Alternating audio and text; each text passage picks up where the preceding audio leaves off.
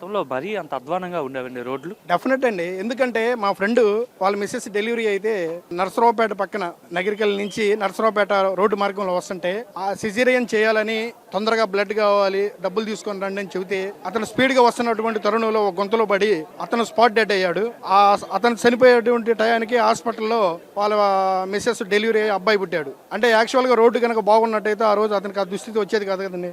Actual గా ఏంటంటే road ప్రమాదాల్లో గతంలో ఎంతమంది చనిపోయారు అనేది ఇంకా మేము చెప్పే పని కాదు. చాలా ఎందుకంటే రాష్ట్రం గత 5 సంవత్సరాలు దాచుకోవడం అనేది జరిగింది. ఎక్కడ జగన్మోహన్ రెడ్డి రోడ్ల పైన ఎక్కడ ఆ ప్రభుత్వం వాళ్ళు పట్టించుకోలేదు. వాస్తవంగా చెప్పాలి అంటే ఆ రోజున గత 5 సంవత్సరాల్లో ఏ శాఖకి ఏ మంత్రి అనేది కూడా ఎవరికి తెలియదండి. ఎందుకంటే జగన్మోహన్ రెడ్డి గారు అక్కడ ఉన్నటువంటి సజ్జల రామకృష్ణారెడ్డి ఒక 5గురు చేతుల్లోనే రాష్ట్రం అనేది కపద హస్తాల్లో నలిగిపోయింది. కానీ ఈ రోజున ప్రతి ఒక్క పర్సన్ కి మంచి వ్యక్తుల్ని ఈ రోజున మినిస్టర్లుగా ఎంపిక చేసి ఏ రోజుకి ఆ రోజు ఏం జరుగుతుంది అనేది కళ్ళకు కట్టినట్టుగా మనకు కనపడుతుంది.